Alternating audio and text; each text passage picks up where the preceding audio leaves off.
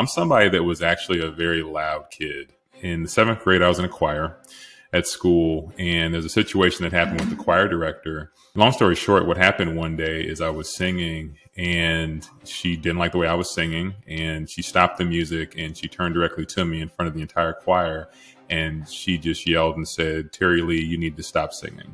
I was very embarrassed. It was like a low for me.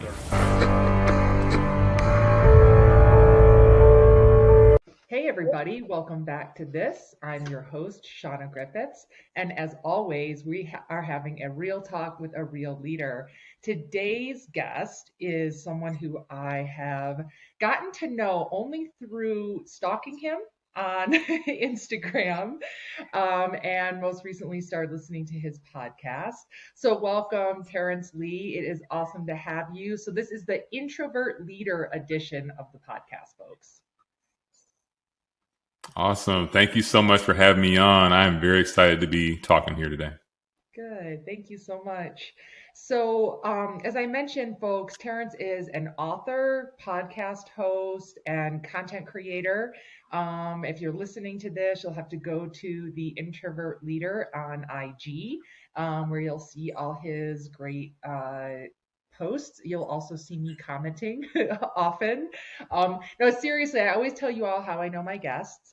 And I do know Terrence because I started following him, and just so much that you post, Terrence, I just totally resonates with me through my own experience. And I am someone who is definitely introverted in many ways. And it's funny because a lot of people, when I say that, they're like, "No way," and they don't believe it, or they're like, "I never thought of you that way." So I'm really grateful to be able to dive into this topic and create some awareness and discussion around it. Absolutely. Absolutely. No, it sounds good. Yeah. So actually tell us about, we talk about evolution so much on my show. So talk to us about your evolution. I talk about all the things that you're doing now, but you clearly had a journey of your own to get there. So whether it's your career or your journey as an introverted leader, tell us about that. Yeah, absolutely. And by the way, I mean, I will say that I'm still on the journey. I'm We all continuously. are. Yeah, I feel like in life we're never quite there. We're always, can get better and work, right?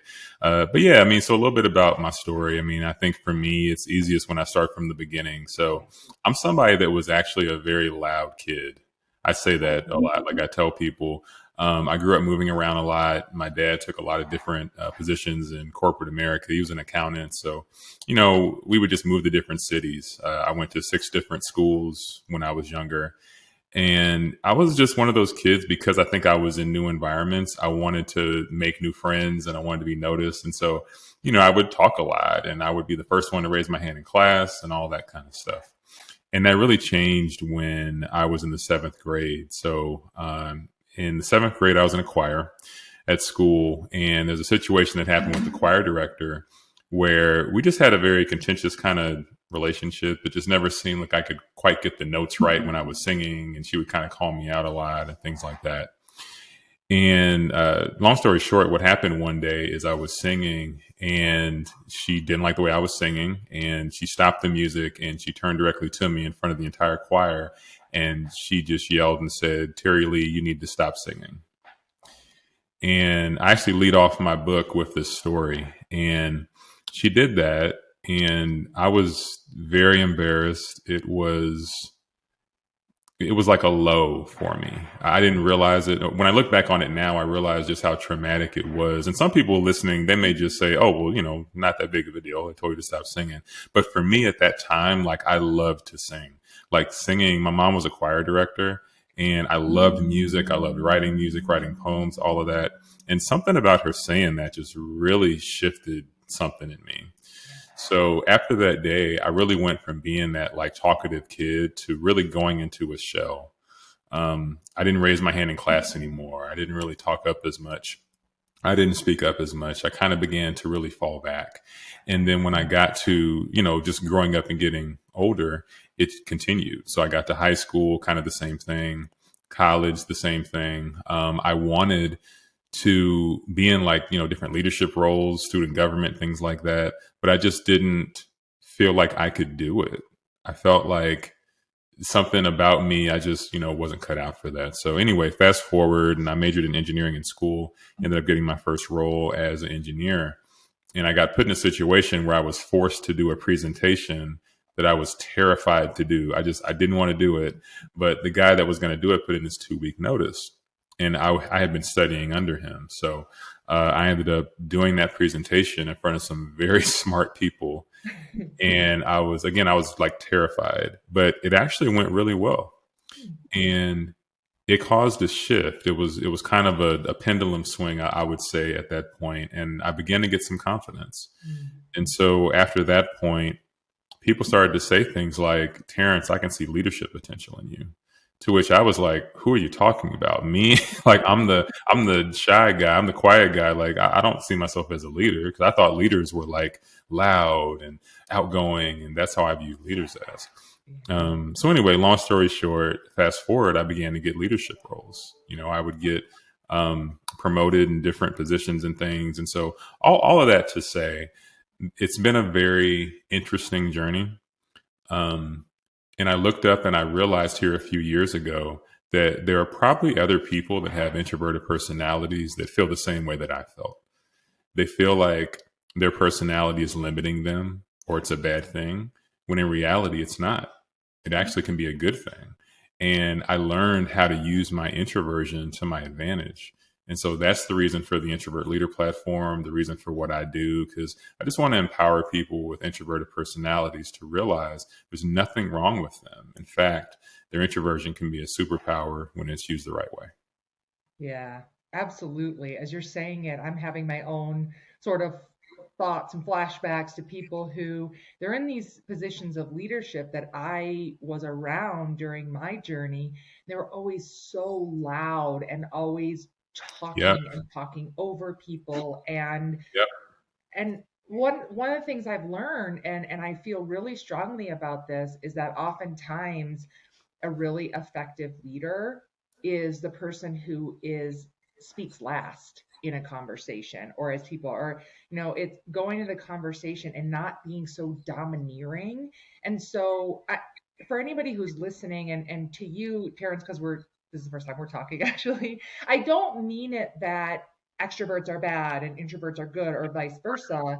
And I love actually the way you use the term introverted personality. And so, because I think sometimes labels can be really almost crippling. And so, but these are some tendencies that I think that we see and often struggled with. And I can't tell you how many times in my journey where I have felt like, just to some of those people who are being so domineering in their extroverted personality, it squashes some other people. And they have some of the most incredible people that I've met are the people who are more reserved. They need to process it a little bit more. And when they speak, sometimes I'll literally say to other people, shh, let that. And a lot of times when I'm in a room or in a discussion, I'll gravitate to the person who's not speaking, because I think that person has something really important to say. Yep. Absolutely. Yeah. Absolutely. And yeah, so much of what you said is so true. There's, unfortunately, I think in society, when the word introvert is said, there's automatically these like negative connotations to it, right? It's like, oh, they're an introvert, which means they're quiet, or they're this, or they're not going to speak up. It's like all of these things that are like limiting words. And I don't know, maybe being an author, like I'm very big on language, so as opposed to the flip, which is what I like to do, which is we'll actually take the word introvert and talk about things like being an introvert means you're observant. It Hmm. means you're introspective, Yeah. So you gave the example of like someone that speaks last being a leader. That's a great example. One of the biggest things about being an introvert that's an advantage, and something that I actually do, is I will purposely let other people talk, because I want to listen to what they have to say. I also want to observe body language. I want to observe what's going on in the room. I want to notice a lot of things that other people are missing, where someone that's just going to jump out there and talk and they're cutting people off, they're not noticing those things, they're missing all of that. So there are things about introversion that, again, society, I feel like, can paint this negative picture, but there's so many positive qualities when it's used the right way. So Yeah, absolutely. And I think in business, a lot of times that can actually result, some of those perceptions or misperceptions is a better word, can actually create this bias when it even comes to promotions, raises, hiring people, choosing who to lay off, those type of things, where it's been something. That's why I'm so glad to be having this conversation and raising awareness for people who are listening. It's to call this out, to talk about it, and also part of how do we operate in a different way. So if there's anything you can share with creating an environment where we can both honor extroverts and introverts. And I think that that is really important. The two need to be able to coexist. And you and I have had an exchange previously about even if you have a matchup of an extroverted boss and an introverted staff member, or vice versa, and the answer is not simply having a bias or putting someone on an island or just gravitating to the people who are constantly talking or that type of thing. So, can you talk about and share with us some just your thoughts on that? Any guidance that you have for how to facilitate a more nurturing environment for both types of personalities and everybody in between? yeah, yeah, absolutely, absolutely. So I think one of the key things to this whole conversation and what you're asking, which is an amazing question, is to first realize that we're just all somewhere on the scale. Yeah. Because sometimes I think we get so caught up, especially like in the corporate world and in business, into these labels, right? Oh, this person's an introvert, this person's an extrovert. Well, the reality is we're just all somewhere on the scale. So introversion, typically someone that's an introvert will recharge from time alone, where someone that's an extrovert recharges from time spent with people. But none of us are really 100% all the way one or the other. We're really just all somewhere on the scale. So that's kind of the first thing I think, as far as education in the workspace and in business, for people to realize is to not focus so much on putting people in a box of one or the other. It's just that they're somewhere on that scale. And then I think the other thing is to just realize that everyone is different and they may have different needs. So, for example, when I was in management, and I'm in program management now, but before I was in functional management, so I had people that, they were my direct reports, and I would do their year-end reviews and mid-years and things like that. And one thing that I realized is that everyone is different, and everyone, you have to understand how they work best and when they're the most productive. So, like, to your question, I think that if you have a team, let's say of 10 people, and let's say that 5 of them have, more of an introverted personality and 5 have more of an extroverted personality. Well, for the people that are more introverted, it's not that you would never put them in situations to work in a group, right? However, if they're just always put in situations where they have to do group work, they never get time to work alone, they're never allowed to really, be to themselves, to be with their thoughts, that's going to probably be a struggle for them. So as a leader and as a manager, you would have to know that, right? And then for someone that's more extroverted, what's going to be difficult for them is, hey, I want you to go sit in this office by yourself every day, every week. Like that's not gonna work for them, because they're probably their most productive and most happy when they're in a group setting, when they're talking through issues with people and they're allowed to do that. So I think it's about just acceptance. I Yeah. think what I find in a lot of environments is this focus on it has to be this way for everybody, right? So it's like we all have to work as this group together, be together all the time, like, or the flip side, which also you wouldn't want, which is complete isolation, Oh, yeah. where it's like, hey, we're never going to really communicate. You just, be in your silo, because that's not good either, right? So it's like, finding that common ground and understanding people and understanding what works with people and trying to make just the best mix of that. I think that's really the answer. It's not that introverts are always right, extroverts are always right. Yeah. It's just what works best for everybody and trying to cultivate that environment. Yeah. Yeah. As you were saying that, the words came to me as like empathy is as a leader having empathy again for both sides. And if we're truly working to maximize the impact we have as leaders, then to me, what that means is setting people up for success. So, to your point about understanding what makes different people tick, and I think there's also a bit, because I do talk about evolution so much and all of us evolving, it's maybe someone actually is wants more of an opportunity to evolve beyond the place they're at as either a more introverted or extroverted person.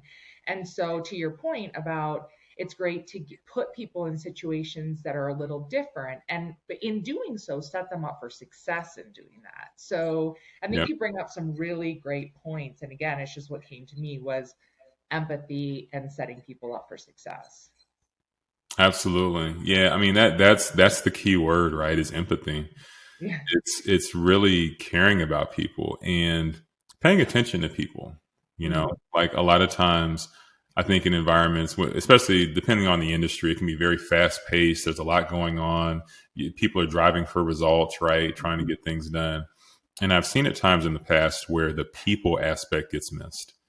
It's like, hey, this is a person with feelings and needs, and and that's where having that empathy is just so important. Because if you don't have that as a leader, then you're definitely missing. So Yeah, absolutely. Absolutely. And there was something else that I was thinking about as I was preparing up for our conversation is a bit of self-awareness as someone who is a more has a more introverted personality. And so related to any pitfalls. So I'll share some of my own experiences. I know that at times I will catch myself avoiding getting together with people, or if I was invited to a yeah, coffee with a couple people, I'm there. Or if I was asked to present on a stage in front of hundreds and thousands of people, I have no problem with that. But if you ask me to a dinner party with like 10, 15 people, no way. And so, I mean, not no way, but it's hard for me to get myself to do that. Or right, so I only share that because there are things that I need to have self-awareness of my own tendencies, because I have to ask myself, am I limiting myself by not doing certain things, by sort of almost like using it as a crutch, my introverted tendencies. And so I'm sure that there are those on the extroverted side. I'm not that person, so I don't exactly know. But I'm curious what your thoughts are about that element of self-awareness related to our introverted tendencies, how they can almost get in our way. yeah, absolutely. So yeah, I mean, I'll share mine. I mean, for me, and this is one of my things, so every year, I don't so much do New Year's resolutions as I actually do more like quarterly goals. There's Okay. this book called The 12-Week Year that I subscribe to doing like more so quarterly checkups. So one of my things right now that I'm actively working through is putting myself in situations where I'm networking and I'm around people that I don't know more, because one of the big things that I do, and you kind of touched on it some, yourself, but if I'm invited to something, whether it's like a business event, something for networking, a dinner party, or whatever, if I know it's going to be majority people I don't know there, a lot of times I will not go. That's just me, Yeah. and it's been me for a long time. But what I've realized is that I have missed out on some Mhm. opportunities as a result of that. Yeah. So me just saying that and saying, "Oh, that's me. That's just how I am." Well, I shouldn't be that way, right? Like I'm potentially missing out. I'm making some great connections, Yeah. meeting new people, like putting myself in some different situations. So, I'm really challenging myself this year to think about that differently. Yeah. Coincidentally, I actually had a meeting last night, and I didn't necessarily feel like going, to be honest. And I got there and everybody was super cool. Like that's the weird thing. I'll have that feeling like I don't want to go, but the majority of the time when I go, I'm actually happy that I did, Yeah. you know? So It's some, so true. It's like getting over that hump to make myself go. I mean, and it's funny yeah, because sometimes it happens for me even like going riding with a group of friends where I'm like, "Oh God, like all of those people, and they're just going there to stop and talk." And I call it small chat, which I somehow yeah, think is worse than small talk. It's just that chatter. But again, to your point, I love what you said, which is sometimes I'm actually holding myself back, and Yeah. and I have to look at that and be like, oh, and I think here's the thing, I think that it's upon me. I take responsibility and accountability for the result of going or not going. And it was so funny, actually. My coach, who I talk about a lot on my platform, Leslie Harris, he is also a good friend of mine. And I was over with him and his wife Pam. We're all good friends. And at that time, I was in New York City, not dating at all. And he was like, are you dating? What's going on? And I was like, no. And he was like, well, no one is literally going to come and knock on your apartment door. Like, you need to get out. You need to go do things. And it's, again, it's a like the more of the personal side of that, but it is really true. And so Yeah. I think that we have to ask ourselves, if I don't go, what am I missing out on? And am I Yep. okay with that or not? Because there's sometimes I'm fine with that. I'm good Right. to do whatever I want to do with myself.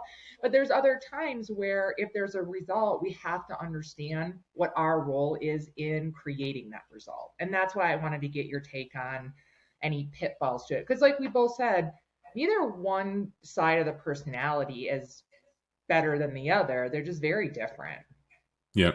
Absolutely. Yeah. And I mean, and that's really what it is. I mean, you hit the nail on the head, right? It's like, what could you be missing out on? Asking yourself, what am I missing by not going? Mm-hmm. Because one of the things that I think is a worst thing that can happen is when you look at your life a year from now and you look back and you say, wow, what if? You know, Oh God.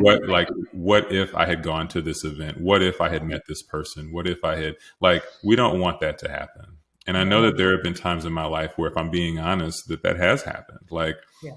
I skipped going to certain conferences because, God, there are going to be hundreds of people there. I don't feel like talking to all these people or meeting these people. But I would talk to people that went to that conference and they told me how, like, their life was changed, how they made all these connections and all this. And I'm like, wow, I should have went, Yeah. like, you don't want to be looking back saying I should have, I would have. And on the flip side, like you said, I mean, sometimes maybe it's that you shouldn't have gone, or maybe Yeah. you weren't going to miss anything by going, and that's fine as well.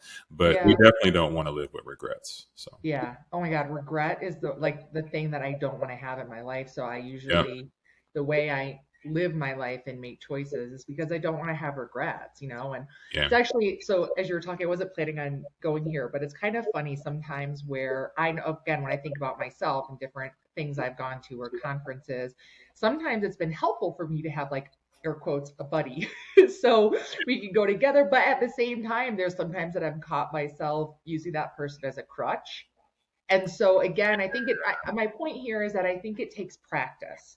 And if I only go once and I have a great experience, that's one thing. If I only go once and I have a bad experience, so I think the more we do it and we try and we try different tactics, again, if you have a buddy, sometimes that can help, at least for me, it can help me feel calm and like, oh, okay, it's not all on me and I can be quiet while that person speaks. But at the same time, again, like, I have caught myself where I'm like attached to that person's hip, and even the yeah, person's kind of like, okay, I'm gonna go over here, you go do your own thing. yeah. So just that element of self-awareness and really understanding the degree to which we want to evolve on that continuum of personality dynamic. Yeah, absolutely. Yeah, and self awareness is, God, that's so key. It took me a long time, honestly, to get there, to Yeah. really get self aware. I didn't probably get self aware until I started writing my book, um, Okay. because prior to then, I didn't fully understand who I was. To be honest, I thought I did, Yeah. but there's something about when you start to write out your story and write certain things, and you notice things where it's like, wow, okay, I didn't realize I was that way. Yeah. But yeah, self awareness is so huge. Yeah. Well, it's actually a really great segue, which is your book, which is, I'm going to say it wrong, so I'm going to let you say it, which you also have for folks who are not watching the video. He has a really dope sweatshirt that has the name Quiet Leader. Wait, I'm going to again let you say it. What's the title of the book? Yeah, so the book is Quiet Voice, Fearless Leader. Yep. And that's what his sweatshirt says, and it's awesome. It's black. You all know my favorite non-color is black. So tell us about it. And I know that there's like 12 principles that it speaks to. So again, like, give us a bit of a sneak peek, and maybe we'll inspire some folks who are listening to purchase it. Yeah, absolutely. So yeah, the book is Quiet Voice, Fearless Leader: Principles for Introverts to Awaken the Leader Inside. And again, it was really just it started with my journey into leadership as an introvert, because for so long I didn't think that being an introvert I could be a leader. And so with the book, it's really directed at people that have a more introverted personality but desire to go into leadership, or even people that are currently in leadership and they're just looking to take their leadership to the next level. So, you know, with every chapter, we have a specific principle, and then there are action steps to take away from that principle. So, you know, one thing with me, I'm not one of those that I didn't want to write a book that was just motivation and good talk and everything like that. I'm very big on action. You know, like I'm very big on, okay, here's the principle, but now what are we going to take away and do with it? So, yeah, so every chapter has actions to take away. There's also a workbook that is free and goes along with the book as well. So, yeah, and it's available at quietvoicefearlessleader.com. It's awesome. And I have ordered one just actually just yesterday. I was like, why am I've been stalking him and I have him on the show. I need this book in my life. And I'm going to have to buy myself one of those sweatshirts too. I'm totally fangirling, so you have to apologize. No, I appreciate it. No, it's so important. And I really wanted to have this conversation more. I had someone on my episode who I actually tagged in your live last night, Adrienne Ricchetti, who worked with me, and she and I would talk about it all the time. So again, I'm just really glad to have this. So actually, what sparked you to write the book? Because I believe the book was like a bit of the beginning of your journey in this area. Is that right? Yeah, so this was my first time ever writing a book. And it really came from, you know, it's interesting. I had the thought to write a book for a long time, but if I'm totally honest, I didn't know a lot about introversion or extroversion. All that I knew was I'm this guy that's a little quieter than everybody in the room. I feel like leaders are this, and I'm totally different. And I started to get these leadership roles. And so I wanted to help people because I realized like there have to be other people out there like me. Like there have to be, you know. So it's interesting when I started to write it, which was toward the beginning of 2020. It was right around the time that COVID happened. So prior to that, you know, I have a family, a lot of obligations and things. So it was kind of hard to find time to write. Mhm. And with being pretty much in the house, you know, I found that time. So Yeah. I started to write, had no idea what I was doing. A lot of the stories that ended up in the book and things, they were not in the original version Okay. because I didn't want to really share that much of myself. I Okay. typically am pretty guarded. And Yeah. a lot of the stories in the book, they're very personal, but Mhm. they're not stories just to share a story. They tie directly into the principle of that chapter. And I wanted to do that because I wanted to be vulnerable and make people realize that, like, I'm not perfect Mhm. and no one else is going to be perfect. Right, But all exactly. you can be is your authentic self. And if you're your authentic self and you follow different principles and you just continue to work on yourself, then you're going to be good. So, yeah. So honestly, I didn't have like a master plan for it. I just knew I wanted to write something to inspire and help. And yeah, and it came out. So That's that was awesome. it. And that's one of the things that I gravitate to so much about the way that you operate is that leaning into authenticity. And I heard you saying one day about you didn't want to do the podcast until you felt that you could be truly open and sharing, and you talked about not being fake. And again, as I opened up this, and as you if you paid any attention to the to my platform, it is all about diverse authentic leaders and how can we show up as our true selves. And because I believe that the more we can do that, the more effective we can be for ourselves and others. And I think I've heard when people say I'm so worried about what other people think of me, and for me it's like it's that's not something I can control. What I can control is how I feel about me. And to your point, I'm not perfect and nobody else is, and that's not what I'm expecting. That's again why I lean so much into the evolution, and continuing to grow in the journey. But I just really do celebrate that element that you're sharing about being authentic and about sharing that, because I think that's what resonates with people so much. Yeah. Yeah. No, I appreciate it. I mean, and I think that's why the Introvert Leader platform hasn't been. I get asked sometimes, like, "Gosh, you create so much content, and you do a lot with it. Like, how do you do that?" And my answer to that is, it's just my natural life. It's just me. Yeah. you know, Yeah. I think when you're just in your flow and in your element, and you're talking about just what comes natural to you, then I think things become easy. I've tried to do other businesses in the past. I've tried to do a lot of different things, and they weren't me.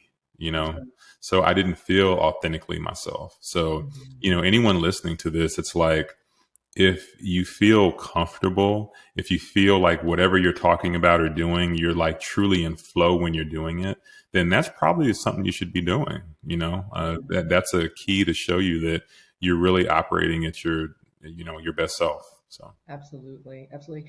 But so one of the other questions is, and I know I prepared you for this one, but I get asked this too, if I feel this way about myself as being more introverted, how is it that I can have a podcast? And how is it that I'm talking to people all the time? And a lot of people have a perception that those two things don't match up. So do people ask you that, or how do you what's your experience with that? Absolutely. Absolutely. I get that question a lot. I actually did a video addressing that question a little earlier because I get asked that a lot, right? A lot of people assume it's like, well, I'm an introvert. I can't be on camera, or I can't be talking on a podcast, or I can't, you know, and again, back to language, right? Language is so huge. And I had to learn this from myself, because one thing that I used to tell myself was, I can't talk in front of people. And that's one reason that one of the chapters in the book is all about speaking. It's all about communication. I had to learn to become a communicator, but a lot of it, which by the way, I'm still working on Yeah. improving. But one of the main things and one of the baselines for that is our language. Mhm. So an affirmation that I say to myself whenever I'm going to talk in front of a group, lead a meeting, or anything, I repeat over and over in my head, I'm the best speaker in the room. I just say that over and over, Yeah. right? So that's what it was for me. But someone listened to, the podcast now, it may be something completely different. Mhm. So a lot of times as introverts, we'll put these crutches on ourselves, or we'll say that we can't do certain things. I can't be on camera. I can't this. I can't that. When in reality, as long as we're being authentically ourselves and we're talking about a topic or something that really interests us, something that we're passionate about, we absolutely can do that thing. We absolutely can talk about that, whether it's on video, on a podcast, whatever the case is. But we do have to start with not limiting ourselves through our words and our thoughts. Because Mhm. if we don't start there, then it's constantly going to be in the back of our head, you know? Yeah. And so I'm very big on affirmations. That's one thing I talk a lot about, is just positive thinking, positive words. A lot of this stuff, people may think it sounds cliche or whatever. It's like, oh, that's that, mindset stuff. But Yeah. it's so huge, It's and huge. that's why just mindset affirmation, I think, is very big. So, kind of long answer, but I think it really just comes down to, whatever you don't think you can do, if you tell yourself you can't do it, Yeah. then that's not the way to view it. It's really, I want to become this thing. How do I become that? And what are the steps I take to get there? So, Yeah. yeah, I think being an introvert should not limit anybody from pursuing something.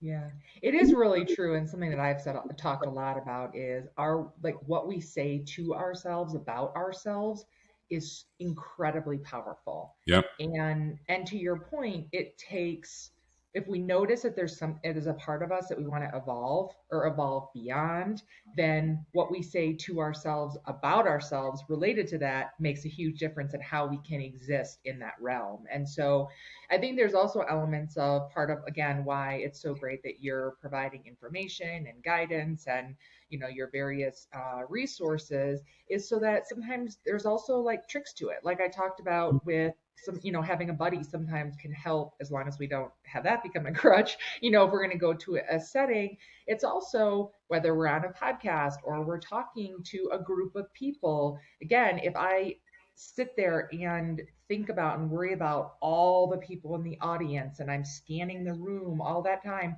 But if I'm just talking and looking directly at you and listening to you and zoning. And these are all, again, they're tricks that I've used over time so that I can allow myself to be in an environment or engage or communicate with someone and not get so overwhelmed by the part that is not what maybe I'm afraid of or just doesn't feel comfortable to me.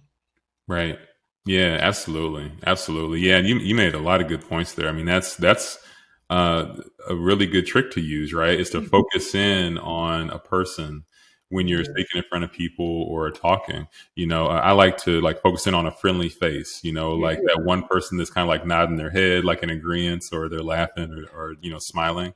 Yeah, that's so key. That helps a lot. Yeah, yeah, absolutely. So we've mentioned your podcast a lot, and I know it just recently has launched. So tell the audience about what you're doing with it, what it's called, everything you can. Yeah, absolutely. So the podcast is called Quiet Voice, Fearless Mind. So a play off of the book Quiet Voice, Fearless Leader. And really a lot of it is just about empowering introverts through mindset. And so we talk about a lot of different topics that as introverts we can struggle with, So like the first episode was really more of a welcome episode. I talked about my journey. A lot of things we talked about here, just my journey through leadership as an introvert. Coincidentally, and you kind of alluded to this earlier, but the second one, is about how to stop caring about what people think about you. Yeah. That's one that a lot of people on social media told me, as introverts, they wanted to hear about. But every week, episodes drop on Fridays. So I'm on Apple, on Spotify, and on YouTube as well for a video version. And yeah, it'll just be, an every week episode, really just trying to give information to introverts to help them to really live their best life. So it's been a lot of fun getting a lot of different ideas for topics from people. So that's been really cool to put all that together, and yeah, just having a blast with it. Yeah, it's great. And as the part of my life where I am living and breathing marketing as a business person, I have to say and give you total shout out that the way you put it out there, the mixture of your various platforms, the way you have your email newsletter, the way you tap into and engage your audience. So again, I'm giving you a shout out, but I'm also and total, I hate this word kudos, but that's what came to mind. But also for the audience, like he really does it well.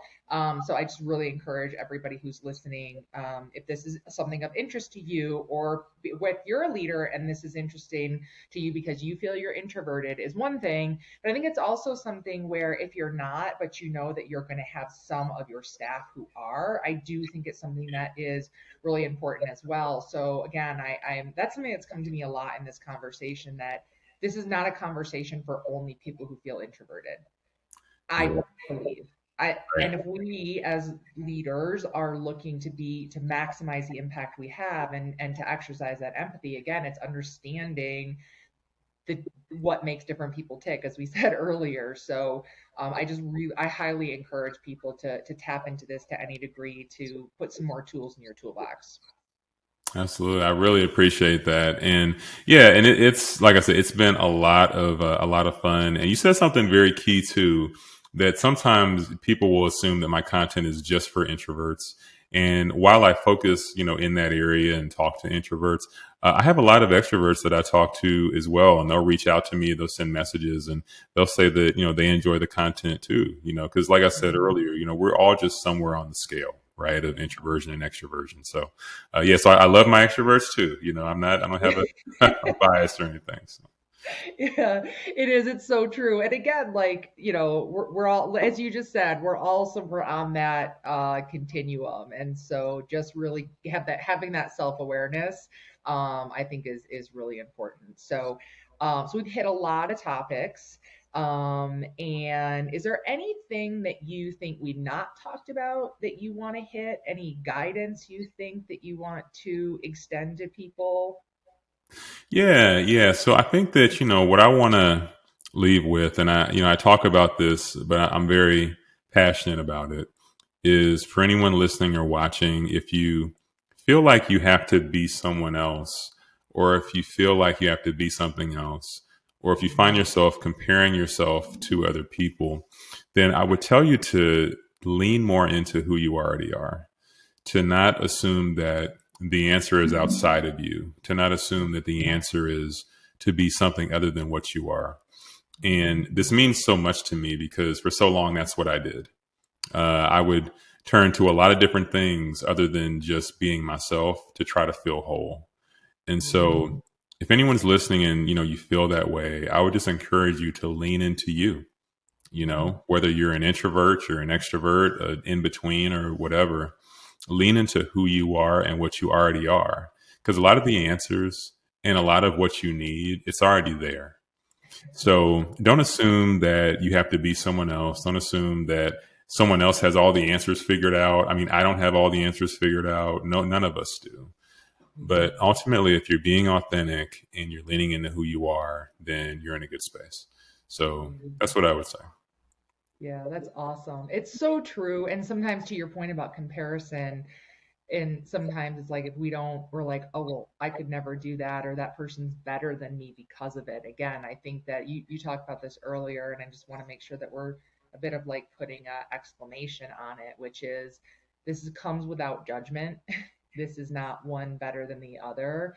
And it's also okay. Like I can say about my sister, she loves to be around people. She's the person who's like stopping in the grocery store to talk to people she knows. I'm like, get it. I'm like hiding my head and going the other way, and that's okay. That's who she is Yeah. authentically. And Yeah. it does not mean that she's better than me.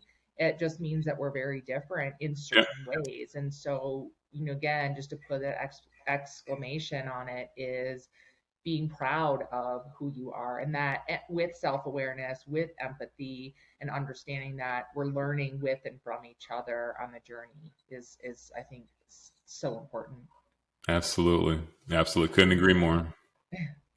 Well, I'm so grateful to finally get a chance to talk to you, to have you on the show and share all of this with the audience.